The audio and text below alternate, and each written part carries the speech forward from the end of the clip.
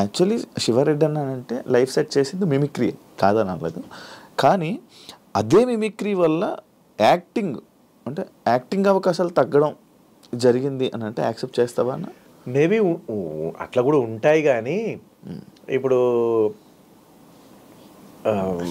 ప్రభుదేవ్ గారు dance master అట్లా అని చెప్పేసి హీరోగా రానివ్వలేదా ఆయన? ఆర్పి పట్నాయక్ గారు ఉన్నారు, ఆయనను హీరోగా రాణించారు. మన మ్యూజిక్ డైరెక్టర్ అని చెప్పేసి మ్యూజిక్ డైరెక్టర్ పక్క పెట్టలే కదా. ఆ లెక్కను తీసుకుంటే బ్రహ్మానందం గారు కూడా మిమిక్రీ ఆర్టిస్టే. సో ఆయన బ్రహ్మాండంగా వచ్చారు. జూనియర్ వేణుమాధవ్ భయ్య కూడా మిమిక్రీ ఆర్టిస్ట్, ఆయన అద్భుతంగా చాలా సినిమాలు చేశారు. కాకపోతే మీరు అన్నట్టుగా వీళ్ళకంటే మిమిక్రీ ఆర్టిస్ట్గా నన్ను అంటే యాక్టింగ్ స్కేల్ని ఎక్కువ డామినేట్ చేసేసింది. సినిమాల్లో నాకు వచ్చిన పేరు కంటే మిమిక్రీ ఆర్టిస్ట్కి వచ్చిన పేరు చాలా పెద్ద ఎక్కువ. సో అందుకని చాలా మందికి ఏంటంటే మిమిక్రీ అన్నప్పుడు మాత్రమే నేను గుర్తొస్తున్నాను. యాక్టింగ్ అన్నప్పుడు వీళ్ళలో యాక్టింగ్ స్కేల్స్ ఉన్నాయి అన్నది గుర్తు రావట్లేదు. ఇక్కడ మిమిక్రీ ఆర్టిస్ట్ అనేది డామినేట్ చేస్తుంది యాక్టింగ్ని, యాక్టింగ్ స్కిల్స్ని డామినేట్ చేస్తున్నట్టు. సో నీకు ఒక అవకాశం ఉంది అంటే ఏం చేస్తున్నావు అంటే ఆ క్యారెక్టర్కి ఎవరు పలానా కామెడియన్ పిలుద్దాం అన్న ఆలోచన పోతుంది. నీకు ఒక మిమిక్రీ ప్రోగ్రామ్ అవసరం ఉంది అనేసరికి ఆ పలానా శివారెడ్డి పిలుద్దాం అని ఉంటుంది. సో అట్లా మిమిక్రీ అనేసరికి నేను గుర్తొస్తున్నాను కావచ్చు, యాక్టింగ్ అనేసరికి నేను గుర్తు రాకుండా వేరే ఆర్టిస్టులు గుర్తొస్తారు కావచ్చు అని అనిపిస్తుంది. సో అట్లా జరిగి ఉండొచ్చు, అట్లా కూడా అయ్యి ఉంటుంది, మేబీ అయ్యి ఉండొచ్చు.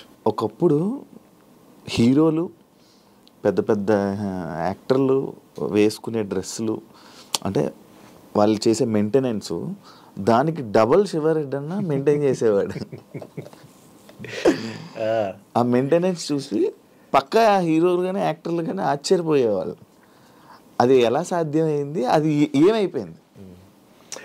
యాక్చువల్లీ ఓపెన్గా చెప్తున్నా, ఒక కమెడియన్ నాకు బాగా ఇష్టమైన కమెడియన్, నేను అంత సూపర్ డూపర్ డ్రెస్ వేసుకొని లొకేషన్లోకి వచ్చినప్పుడు వద్దురా బాగోదురా అన్న, మనం మంచిగా నీట్గా తయారై మంచిగా పద్ధతిగా మంచిగా వస్తే, మంచిగా నచ్చిన డ్రెస్ వేసుకొని వస్తే తప్పే ఉందన్న. లేదురా, ఓ రోజు కారు కొనుక్కొని కారు లొకేషన్కి తీసుకెళ్ళాను, అప్పుడు కూడా వద్దురా అని చెప్పేసారు అన్నాడు. సో అట్లా మేబీ ఇప్పుడు చాలామంది అంటారు శివారెడ్డికి ఏం మంచి పెద్ద ఇల్లు ఉంది అని చెప్పేసి. ఎవరికి లేదు చెప్పండి? ఏ కమెడియన్కి లేదు ఇల్లు చెప్పండి? అవును, అందరికీ 2 ఫ్లాట్లు 3 ఫ్లాట్లు ఉన్నాయి, అందరికీ ఇల్లులు ఉన్నాయి, అందరికి సొంత ఇల్లులు ఉన్నాయి. ఓకే, నా దగ్గర ఫ్లాట్ కొనుక్కున్న సుడిగాలి సుధీర్కి కూడా ఈరోజు 2 3 ఇల్లులు ఉన్నాయి నాకు తెలిసి. తెలియకుండా ఇంకెన్ని ఉన్నాయో నాకు తెలియదు, మరి చెప్తున్నా. సో దేవుడి దయ వల్ల తను పాపం ఫస్ట్ ఫ్లాట్ నా దగ్గరనే కొన్నాడు, చాలా తక్కువకి ఇచ్చా. సుడిగాలి సుధీర్ చాలా తక్కువకి ఇచ్చా. అడిగాడు అన్న నిన్ను ఈరోజు. అవును, ఓకే. సో అందులో నేను ఇంటీరియర్ చేయించింది ఎట్లా అంటే, నా అవార్డ్స్ పెట్టుకోవడం కోసం అని ఎస్ సింబల్తో వచ్చేటట్టుగా ఇంటీరియర్ డిజైన్ చేశాను అనమాట, క్రాకరీ హాల్లోకి రాగానే. సో అది శివ అన్నట్టుగా ఎస్ అని పెట్టుకున్నాను, నా పేరుతో వస్తుంది కదా అని. అది సుడిగాలి సుధీర్ సో అప్పుడు ఆ ఫ్లాట్ తనకి అమ్మాను. ఇప్పుడు ఆయనకి ఒక పెద్ద ఇండిపెండెంట్ హౌస్ ఉంది. సో అట్లా ఏ కమెడియన్స్కు లేదు, అందరికి ఉన్నాయి. బట్ నా ఇల్లునే మెన్షన్ చేస్తారు. ఆయనకేంది ఇల్లు ఉంది సూపర్, అది ఇది మస్తు ఖతర్నాక్ ఇల్లు ఉంది. ఖతర్నాక్ ఇల్లు మామూలు ఇల్లు కాదు, అందరికి ఇల్లు ఉంది. ఎన్ని తినకుండా, ఎంత కడుపు కట్టుకొని, ఎంత ఏమీ కొనుక్కోకుండా, ఎందుకంటే దెబ్బలు తగిలినాగా. తగిలిన తర్వాత ఇంకా మళ్ళీ స్టార్టింగ్లో ఎట్లయితే అన్నానికి కష్టపడ్డానో అట్లా కడుపు కట్టుకొని రూపాయి కూడా పెట్టేసి ఆ ఇల్లు కొనుక్కున్నాను. సో అప్పులు చేసి కొనుక్కున్నాను ఈ ఫ్లాట్. సుడిగాలి సుధీర్కి అమ్మిన ఫ్లాట్, దానిలో కొంత మిగిలిన అమౌంట్ అప్పులు తీర్చాను. సో ఇట్లా అన్నీ చేసుకొని ఆ ఇల్లును ఆఖరికి మా ఫ్రెండ్ దగ్గర శంకర్రాజ్ అని ఉంటాడు, అతని దగ్గర కొంత అమౌంట్ తీసుకున్నాను. మణికొండలో చిన్న ల్యాండ్ ఉండింది, అది అమ్మేసి అల్కాపూర్ టౌన్షిప్లో ఉండే అది అమ్మి దీనికి అంటే ఇన్ని అమ్ముకుంటే ఆ ఒక ఇల్లు వచ్చింది.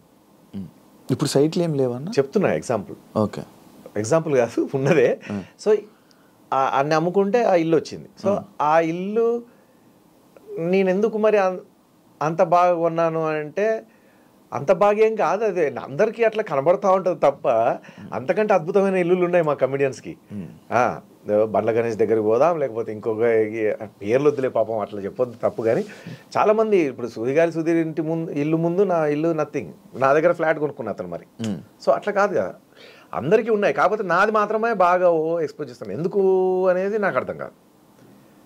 దానివల్ల వాళ్ళకి ఏమో మరి నాకు తెలీదు, కావాలనా లేకపోతే నా మీద అందరికీ ఆయనకి ఎందులే అని చెప్పేసి అవకాశాలు రావద్దనా, లేకపోతే ఏంది అది ఏ రకంగా ఎందుకు అది స్ప్రెడ్ చేయడమో నాకేం అర్థం కాదు. సో అది సిచ్యువేషన్. అందరికీ ఉన్న ఇల్లులు ఇప్పుడు ఈ రోజుల్లో ఆఖరికి మొన్న బలగం తీసిన వేణు కూడా బలగం తీయకముందే ఇల్లు 4 అంతస్తుల బిల్డింగ్ కట్టినాడు, 4 ఫ్లోర్లు ఉంటుంది. గృహప్రవేశం నేను పోయినాను. మరి చూడండి, అంటే ఒక చిత్రం శ్రీను అనే అతని దగ్గర అసిస్టెంట్గా పనిచేసినటువంటి వేణు అతను ఈరోజు 4 అంతస్తుల బిల్డింగ్ ఉన్నాడు. సో కట్టాడు. అంటే అందరికీ ఉన్నాయన్న ఇల్లులు, ఎవరికి లేదు. కాకపోతే శివారెడ్డికే ఉంది, ఇంకెవరికి లేదు కమెడియన్స్కి అన్నట్టుగా క్రియేట్ చేస్తుంటారు. అట్లా ప్రొపగండా చేశారు. అమెరికాలో ప్రోగ్రాంలు అందరూ పోతున్నారు, చేస్తున్నారు, వస్తున్నారు. కాకపోతే ఏంటంటే అక్కడ సరిగ్గా ఎంటర్టైన్మెంట్కి అంటే అవతల వాళ్ళు చేసే ఎంటర్టైన్మెంట్ వాళ్ళకి కనెక్ట్ కాలేదు. నేను చేసిన జోక్స్కి, నేను చేసిన మిమిక్రీకి, నేను అంటే పాటలు పాడతాను, డ్యాన్స్ చేస్తాను, మిమిక్రీ చేస్తాను, వాయిసులు సినిమా యాక్టర్ల వాయిసులు చేస్తాను, అటు రాజకీయ నాయకుల వాయిసులు చేస్తాను, జనరల్ టాపిక్ మాట్లాడతాను, చిన్నపిల్లలకు సంబంధించిన జోక్స్ చేస్తాను, సౌండ్స్ చేస్తాను, వెంట్రలాక్విజన్ చేస్తాను పిల్లలు నవ్వించడానికి, మళ్ళీ భార్య భర్తలు నవ్వించడానికి భార్య భర్తలు జోకులు చెప్తూ ఉంటాను, టీనేజర్స్ నవ్వించడానికి టీనేజర్స్ జోకు, అమ్మాయి అబ్బాయి సరదాగా యంగ్ ఉన్న అమ్మాయిలు అబ్బాయిలు మాట్లాడుకుంటే అక్కడ వచ్చే కామెడీ, ఇట్లా అన్నీ చేసేసరికి వాళ్ళు బాగా అట్రాక్ట్ అయిపోయారు. అందుకని నాకు ఎక్కువ అమెరికాలో ప్రోగ్రాంలు వచ్చేటివి. వాడికింది అమెరికాలో ప్రోగ్రాంలు అది అవును. ఒకప్పుడు అంటే రావద్దా శివారెడ్డి చేస్తే తప్ప. శివారెడ్డి అన్న ఎక్కడనంటే కేర్ ఆఫ్ అడ్రస్ అమెరికా. అమెరికాలో ఉన్నారు, ఏ డేట్ కూడా ఉన్నా మీరు అక్కడి నుంచే ఇక్కడ ఇది అన్నిసార్లు ఎన్నిసార్లు వెళ్ళొచ్చి ఉంటావు అన్న? చాలాసార్లు వెళ్ళొచ్చాను. బట్ ఏంటంటే మనం పడే కష్టము, మన ప్రయత్నము, అంటే ఇప్పుడు అన్న ఏదైనా సరే మీరు ఒక ఇడ్లీ తయారు చేయాలంటే దానికి పిండి నానబెట్టాలి, అందులో 2 రకాల పప్పు దినుసులు మిక్స్ చేయాలి, మళ్ళీ దాన్ని మిక్సీ పట్టాలి, నానబెట్టి మళ్ళీ తెల్లారి దాన్ని స్టవ్ మీద పెట్టి గిన్నెలు పెట్టేసి ఆ ఇడ్లీని దాంట్లో పోసి దాన్ని ఆవిరితో ఉడికించి అది తీస్తే ఇన్ని చేస్తే కానీ ఆ ఇడ్లీ తయారు కాదు. అట్లాంటిది కొన్ని లక్షల మందిని, కొన్ని వేల మందిని నవ్వించాలంటే ఎంత హార్డ్ వర్క్ చేయాలి. ఊరికే వచ్చి చెక్కిలి గింతలు పెట్టేస్తే నవ్వు వస్తుందా? కాదుగా. ఏదో వచ్చి ముచ్చట చెప్పేస్తే నవ్వు వచ్చేస్తుందా మీకు? కాదుగా. 100 జోకులు చెప్తే 100 జోకులలో 50-60 సక్సెస్ అయినా చాలా గ్రేట్ అన్నట్టు. కానీ నేను అట్లా కాదు, 100 జోకుల్లో 100 జోకులు సక్సెసే కావాలి, 100 జోకులకి నవ్వాలి, ఒక్క వర్డ్ కూడా వేస్ట్ కావద్దు నాది స్టేజ్ మీద. ఒక్క మాట, ఒక జోకు 10 జోకులు చెప్పాను అంటే 10 జోకుల్లో ఆ 10వ జోకు కూడా అందరూ ఎంజాయ్ చేయాలి.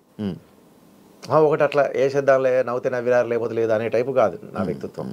సో అంత కష్టపడి చేస్తే ఆ పొజిషన్ వచ్చింది. అన్నిసార్లు వాళ్ళు పిలిచారు బయట దేశాలకి. సో అట్లా నేను అక్కడ చేసుకున్నాను. వాడు అక్కడనే ఉంటున్నాడు, వాడు అక్కడనే చేసుకుంటున్నాడు, ఇప్పుడే వచ్చాడు అమెరికా నుంచి, ఇప్పుడే దిగాడు.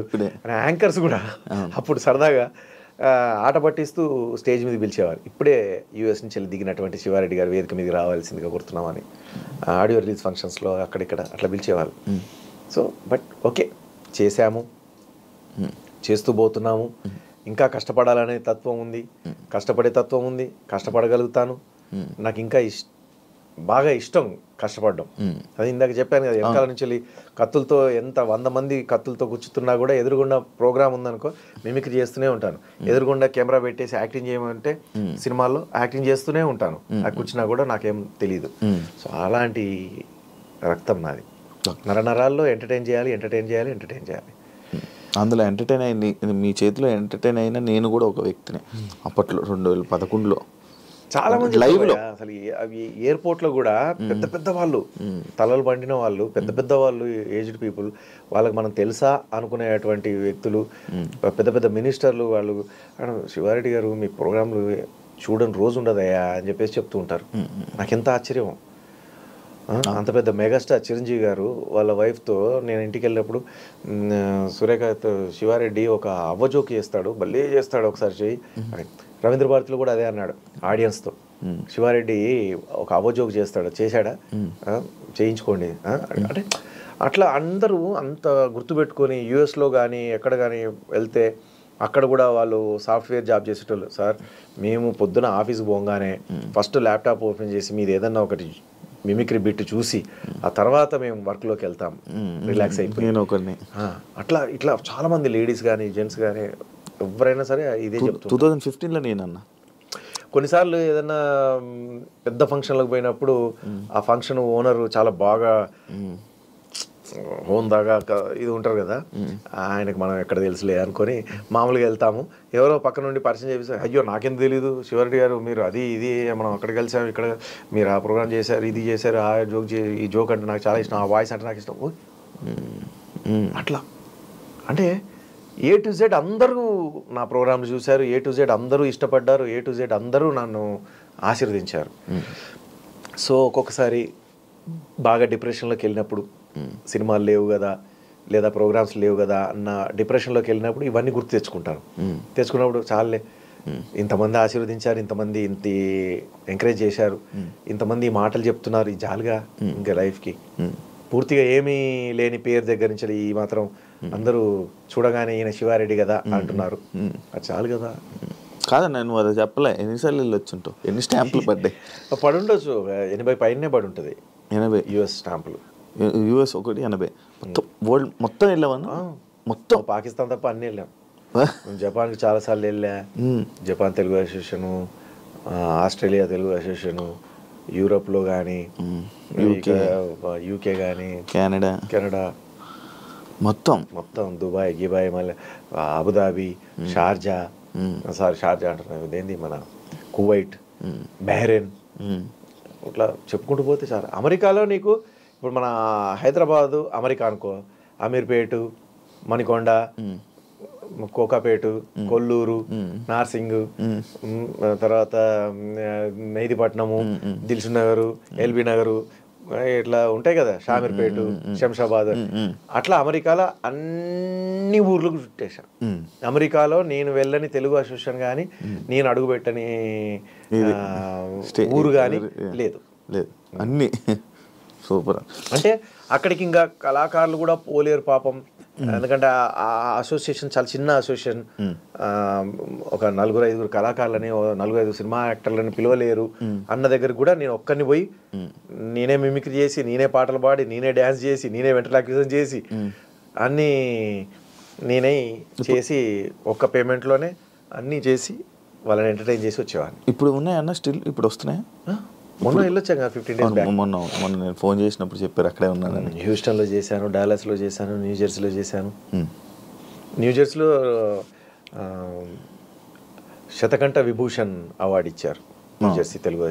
ఇప్పుడు దాకా ఎన్ని అవార్డులు వచ్చి ఉంటాయి? 35+, 40+. అవార్డులు లెక్కలేవు కదా అన్న. లెక్కలేనని వచ్చినాయి. అయినా డాక్టర్ రావాల్సిన main awards doctor like doctorate రాలేదు, సో ఇట్లాంటివి లేవు. కానీ బట్ ప్రతి సంస్థల నుంచి వెళ్ళి అన్ని భరతముని అవార్డ్స్ అని ఉండేది. ఆయన లేరు, మునికృష్ణారెడ్డి గారు కాలం చేశారు. దాదాపు 6 అవార్డులు తీసుకున్నా భరతమునివి, ఓన్లీ భరతముని. జంధ్యాల గారి అవార్డ్స్ 3 సార్లు తీసుకున్నాను. రేలంగి గారి అవార్డు, రాజ్బాబు గారి అవార్డు, బర్కిలీ అవార్డు, తర్వాత ఉన్నాయి, చాలా ఉన్నాయి. కళాసాగర్ అవార్డు చూసాను, నంది అవార్డు కూడా తీసుకున్నాను. ఇట్లా చాలా ఉన్నాయి సంస్థలు, మనకు పెద్ద పెద్ద సంస్థలు ఉన్నాయి, అవన్నీ కూడా